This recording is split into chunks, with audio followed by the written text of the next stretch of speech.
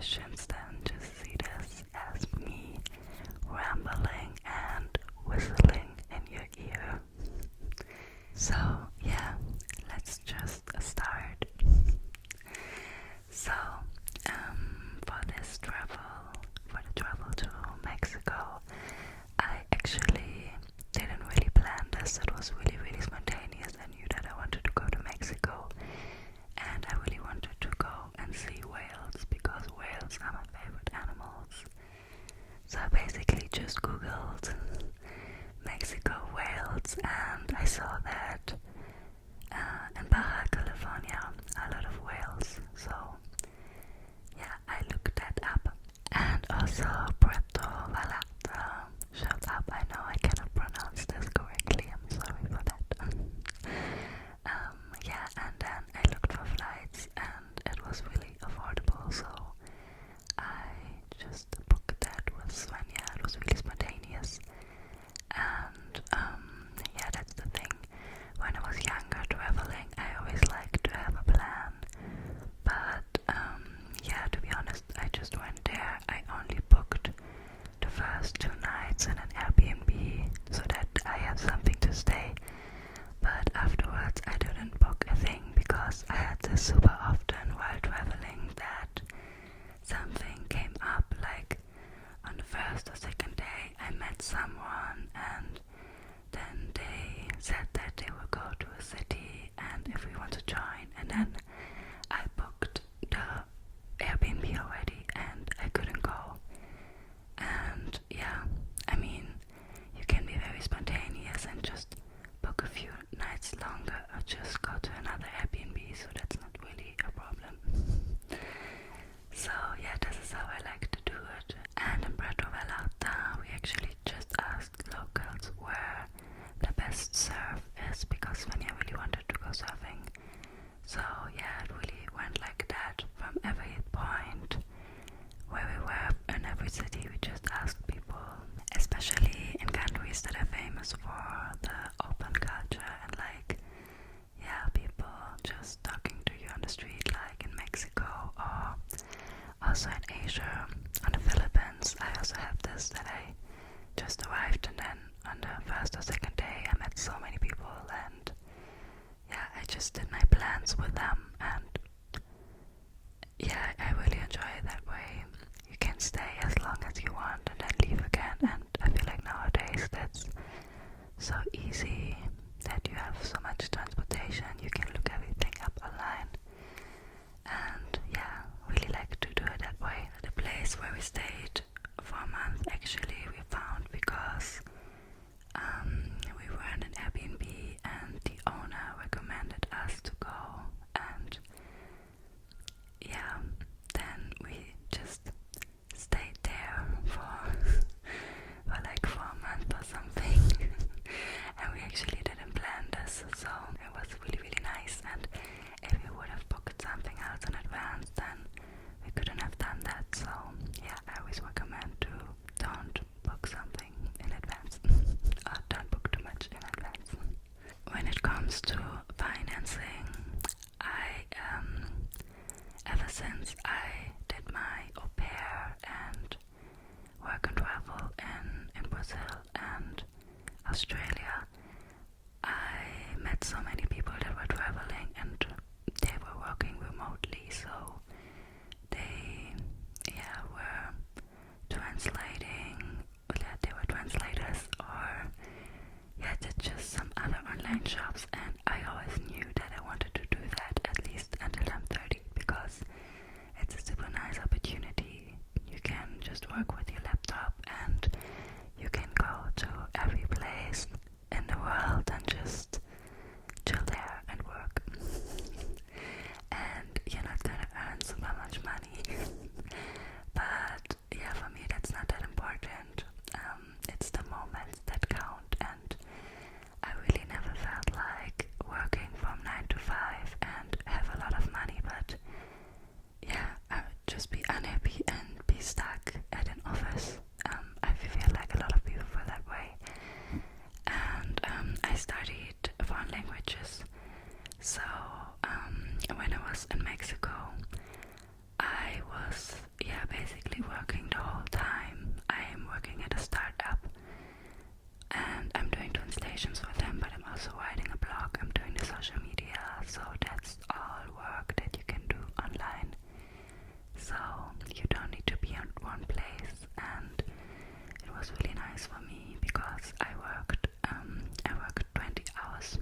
have so much free time, but of course you don't have a lot of money.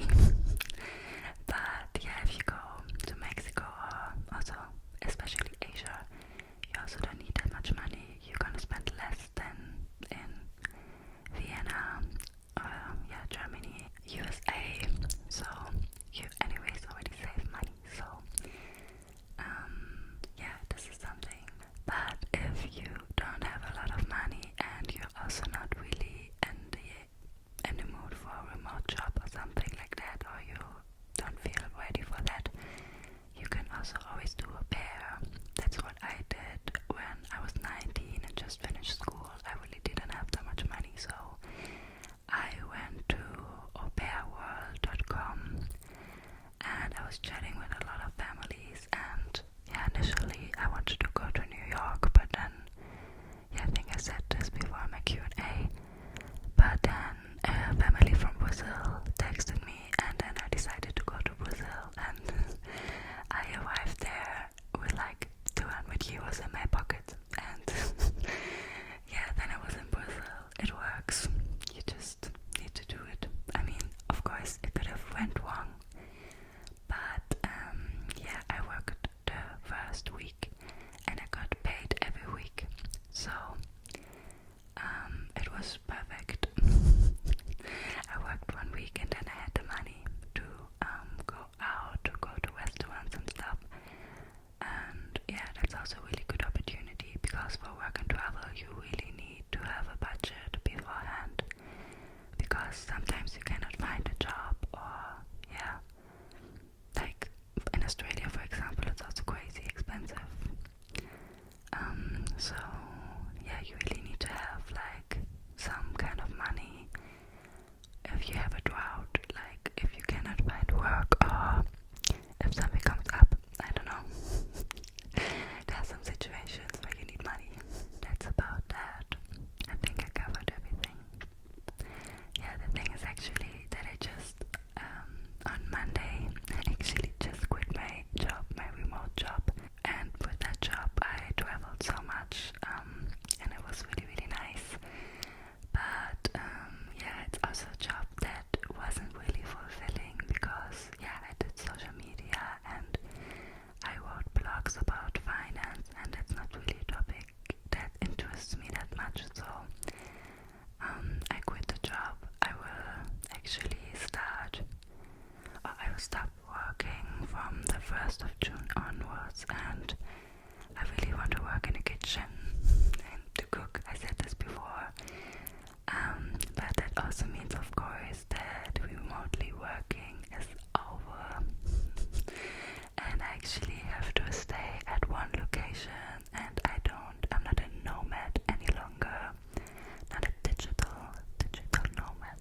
That's, yeah, other word for that.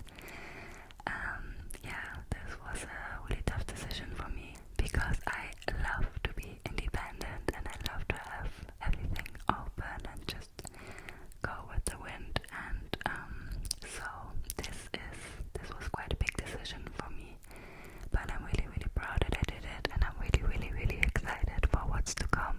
And yeah, it's one thing I gave up, but I also feel like I want to build myself a new home and do what I love, and I give up maybe this intense traveling for a little while, but I'm gonna get a lot, and also Berlin is gonna be a new adventure for me. So there's also a lot of positive stuff that I'm excited about, and I'm really looking forward to this time. And I also have a special guest with me today, and that's this big boy. It's a Pomelo. Yeah, it's Pomelo in German. I don't know what it is in English. Maybe Pomelo or something like that. But I looked it up and it's written the same, so I hope that you understand it. Every time I actually ate this, I thought that this would make some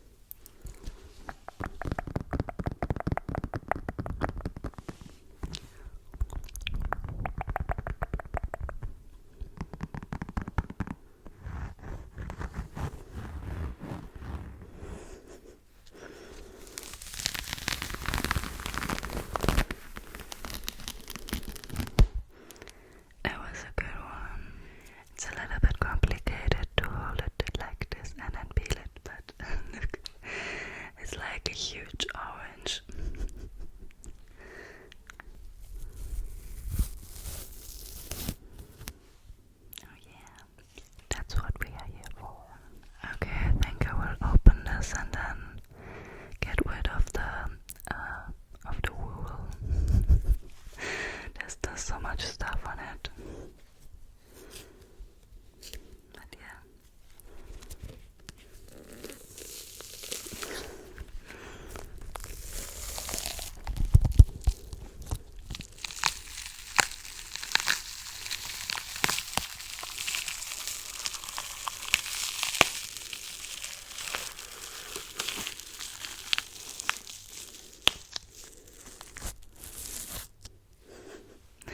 Did I promise too much?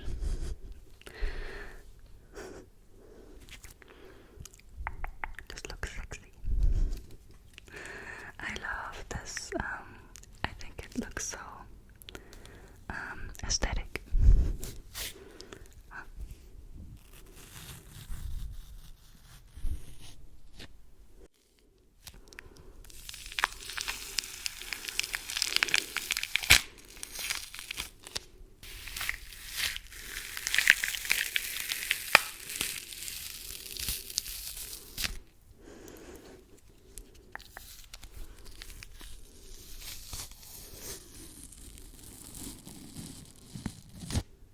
I love the sound.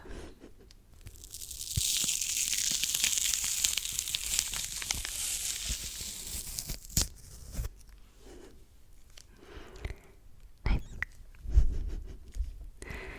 Okay, I hope that you're not tired of this because I still have another half of the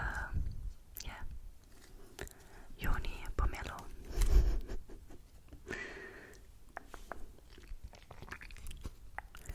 Pomelo, pomelo, pomelo, pomelo.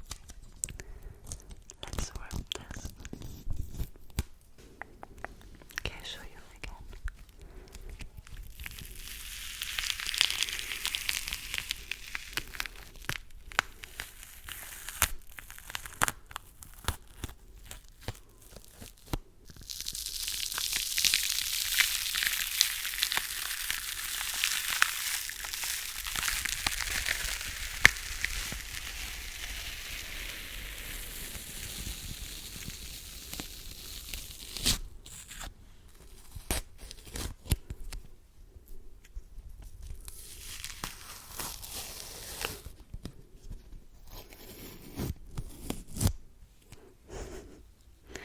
That was a really good last one.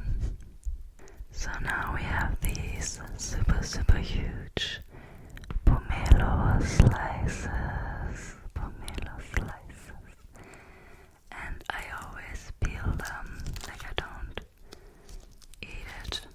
I don't eat it with the skin because it's quite thick. So let's get rid of all of the skin. And it's actually, the flesh is quite firm. But that's also what I like about it.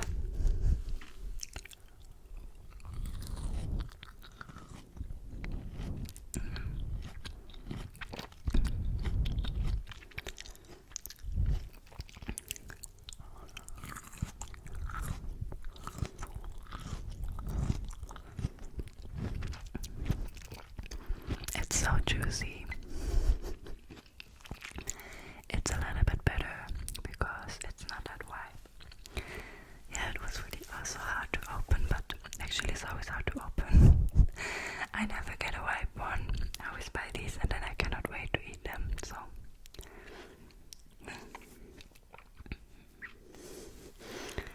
I'm actually ready. I don't know why. Sometimes I get blemishes when I'm excited or